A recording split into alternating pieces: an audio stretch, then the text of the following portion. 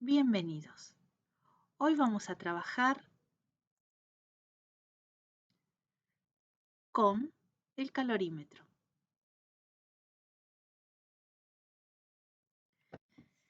¿Cuántas veces nos preguntamos cuánta energía obtenemos de los alimentos? Por ejemplo, la combustión de la glucosa.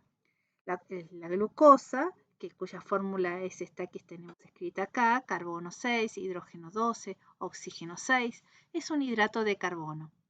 Sí, en el cuerpo humano de ese hidrato de carbono se produce una combustión. No es exactamente esta misma reacción química, pero termina con diferentes pasos en los mismos productos, que son dióxido de carbono y agua. Entonces, ¿cuánta energía podemos obtener de la glucosa cuando la consumimos? Esa determinación se puede hacer en un calorímetro como este esquema que se muestra a continuación. La muestra líquida o sólida se sitúa en una cubeta suspendida en el recipiente de acero de paredes gruesas. Este recipiente de acero tiene las paredes gruesas y la tapa rosca, de forma tal que cuando se produzca la reacción de combustión y se liberen gases, esos gases no alteren el volumen del recipiente de ninguna manera y además no puedan escapar de él. Aquí en esta reacción de combustión yo escribí que los gases de los productos son dióxido de carbono y el agua en estado líquido porque consideré que el delta H de la reacción lo voy a calcular a 25 grados Celsius. Entonces en esa situación, en el estado de referencia que es un bar y 25 grados Celsius, el agua se encuentra en el estado de líquido. Pero sin embargo, cuando se produce la combustión, lo vamos a encontrar en estado de vapor al agua. Entonces, inicialmente los reactivos, tanto la glucosa como el oxígeno, se van a encontrar a 25 grados o a una temperatura que nosotros evaluemos como necesaria para calcular el delta H de la reacción, que puede ser cualquiera. Por ejemplo, en el caso de nutrición, si nos interesa saber la energía que aporta un alimento, nos interesaría por ahí evaluar la temperatura a 37 grados Celsius, que es la temperatura del cuerpo humano. Bueno, una vez que pesamos la muestra de glucosa y la ubicamos en ese recipiente, vamos a tratar de sacar el aire que se encuentra en los alrededores de este recipiente metálico donde se va a producir la combustión.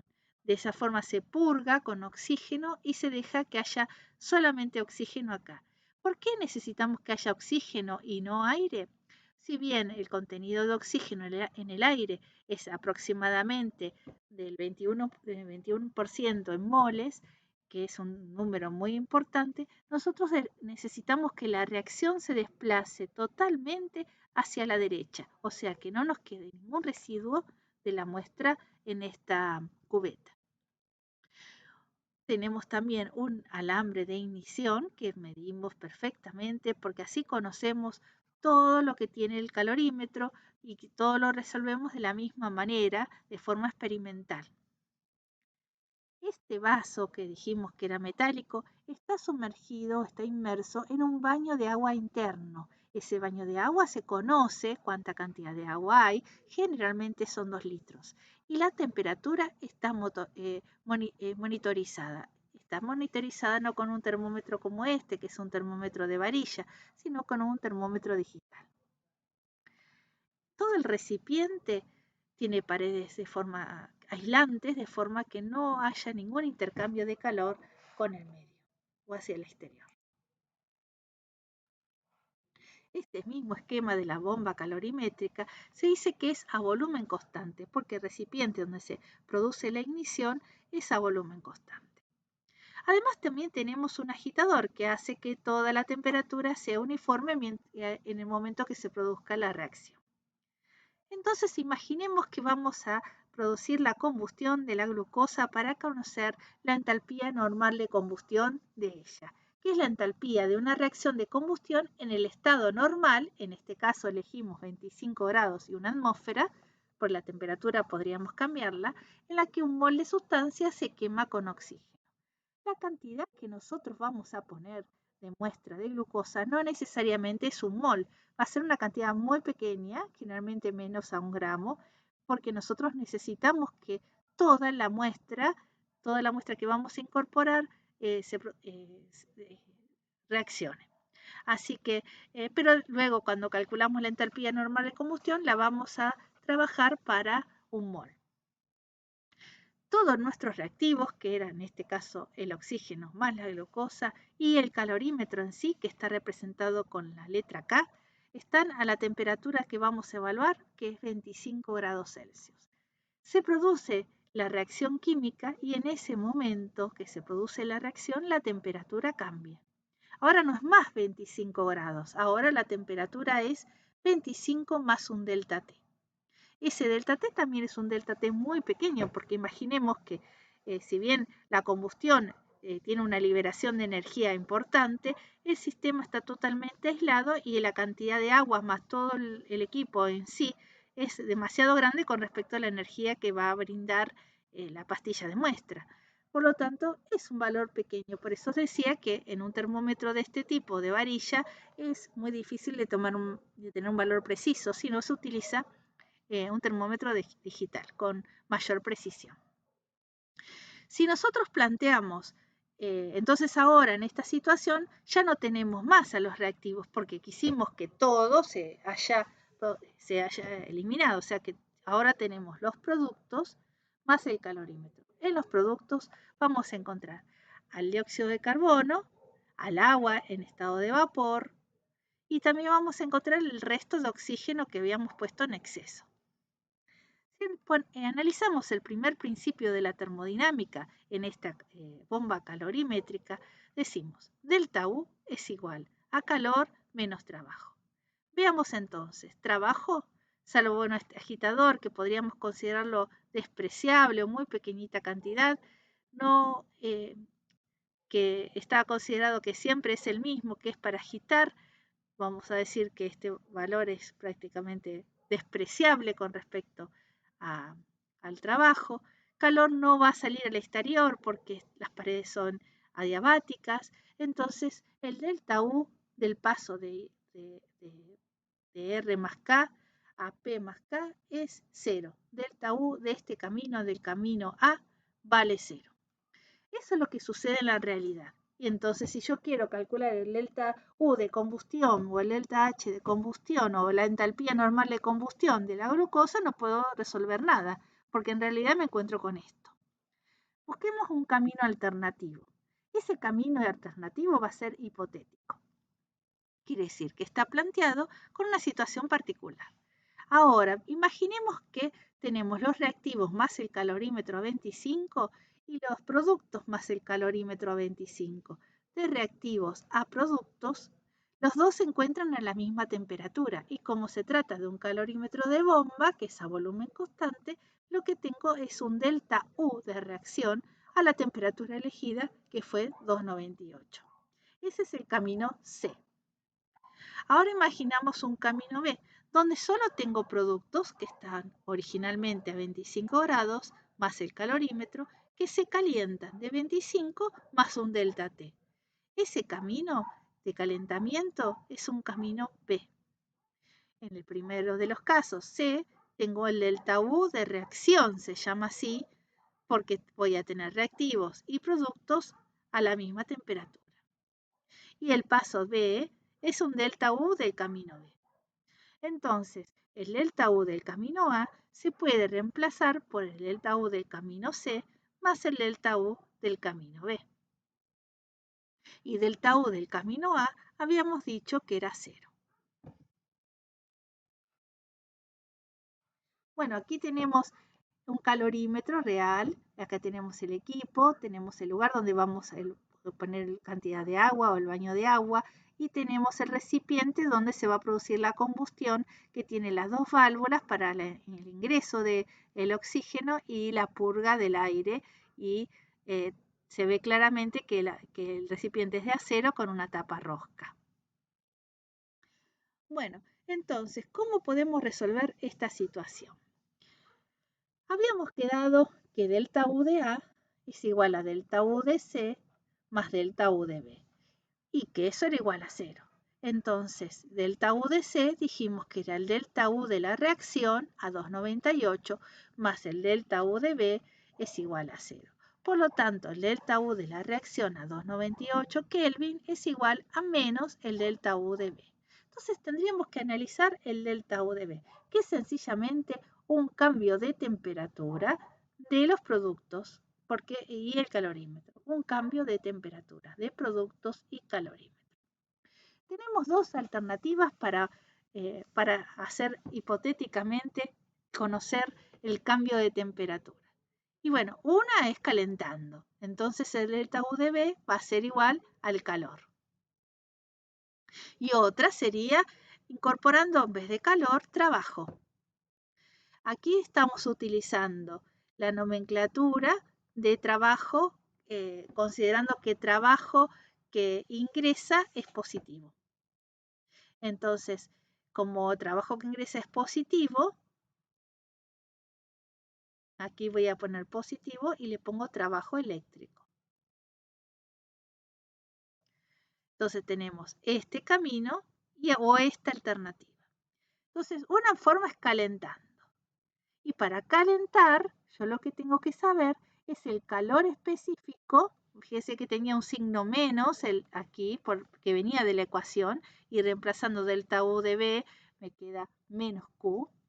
Y entonces para calentar necesito el calor específico de los productos más el calorímetro por un delta T. El delta T va a ser el delta T que nosotros conocemos y que hallamos de forma experimental. Y la capacidad calorífica del calorímetro más los productos se va a resolver realizando este experimento con una sustancia que se conozca cuál es el delta U de la reacción. Generalmente se utiliza ácido benzoico como sustancia de referencia. La otra posibilidad que tenemos es no utilizar una sustancia de referencia, sino calentar realmente, o sea, el equipo tiene un sistema de refrigeración que vuelve a los productos en forma real desde la temperatura final a la inicial. Y como nosotros habíamos registrado cuál era la temperatura final que había alcanzado el calorímetro luego de producirse la combustión, calentarlos a través de trabajo eléctrico.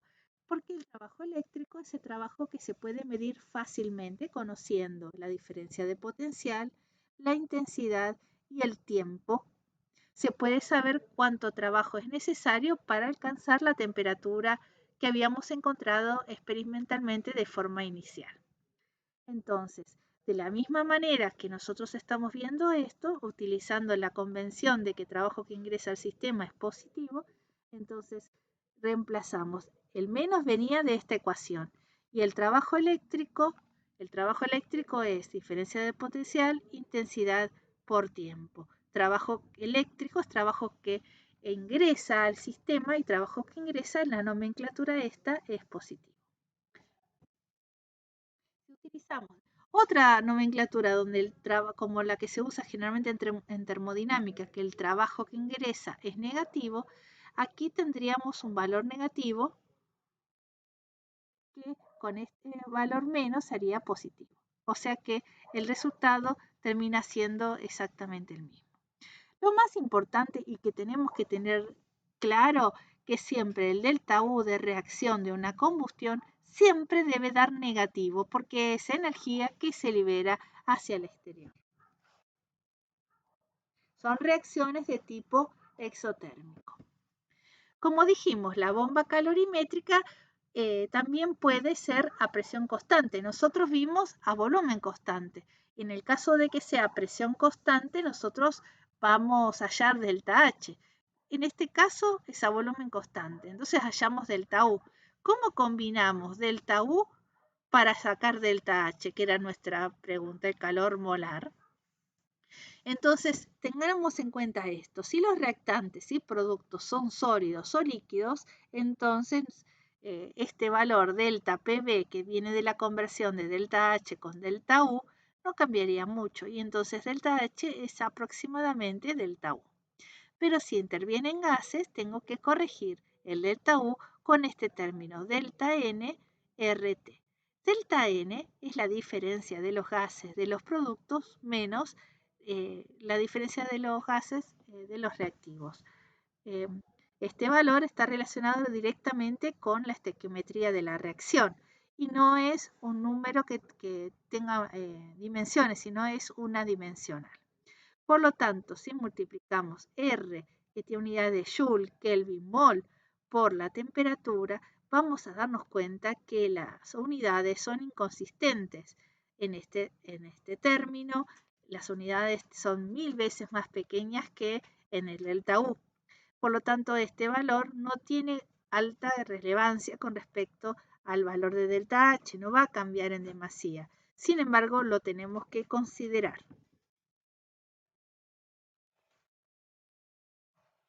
Acá tenemos un ejemplo del calorímetro a presión constante. En este esquema de un calorímetro a presión constante vemos que una de sus aplicaciones es hallar el calor de disolución de una sal. Aquí tenemos un balón, un matraz donde se incorpora la sal y se mide cuánta es la energía que la temperatura que cambia el delta T cuando se disuelve la sal determinada. Si la reacción bajo estudio no implica gases o líquidos altamente volátiles, entonces no hay necesidad de operar a volumen constante y así determinamos el delta H de reacción, en este caso de disolución, en lugar de delta U de disolución. Y entonces podríamos calcular, por ejemplo, el calor de disolución del sulfato de sodio en agua que se va a disolver en los cationes y los aniones correspondientes en solución acuosa. Tengamos en cuenta que el calor de disolución de una sal es función de la temperatura, de la presión, pero también es función de la composición o la fracción molar del solvente y el soluto. Vamos a mostrar un ejemplo para obtener calor de disolución del sulfato de sodio, que era el que habíamos contado. Vamos a utilizar un calorímetro a presión constante y conocemos que la capacidad calorífica del calorímetro es 342,5 Joule por Kelvin. Fíjense que no es el calor específico, sino la capacidad calorífica porque incluye la masa. Los datos que nos dan es que la masa de sulfato de sodio conocida es 1,423 gramos, la masa de agua también fue medida, donde se disolvió la sal, que es 100,34 gramos, la diferencia de temperatura, que es 0,037 Kelvin, y también nos dicen que calculemos el delta H de disolución de sulfato de sodio. Entonces veamos que el delta H de disolución del sulfato de sodio era menos, como habíamos dicho, la capacidad calorífica del calorímetro por diferencial de T. Ahora, como detalle, nosotros sabemos que la capacidad del calorímetro es 342,5 Joule sobre Kelvin. El delta T lo conocemos también, que sabemos que es 0,037 Kelvin. Pero sabemos que en ese recipiente, además de todo el equipo en sí, tenemos agua y que esa agua es 100,34 gramos. Es la cantidad de agua donde se disolvió. Esa cantidad de agua más el calor específico del agua me va a dar el calor entregado, el calor necesario para disolver el sulfato de sodio.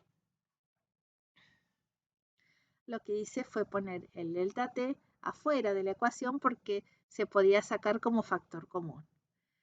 Una vez que tengo eso, lo divido por la cantidad de sal que incorporé, en este caso 1,423 gramos, y lo corrijo con el peso molecular, porque el calor de disolución lo voy a expresar de energía por unidad de mol.